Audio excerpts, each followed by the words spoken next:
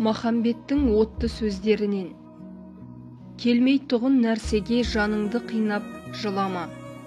Ханнан 40 туғанша қарадан біреу тусайшы, атаның кегін қусайшы.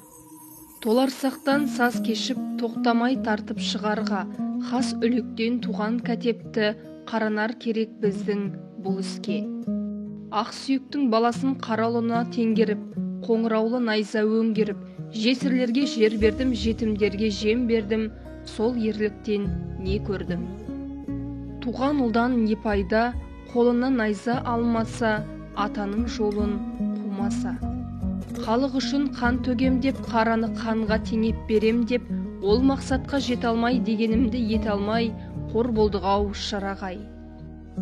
Жақсымен дос болсаң алдыңнан шығар елпектеп, жаманмен дос болсаң сыртыңнан жүрер өсектеп. Құс ілген қудың ұятта ісі болмайды. Жақсыдан болат ұл туса, жауырынынан өтін алса да, жамандарға жалынбас. Өлім хақтың пәрмені.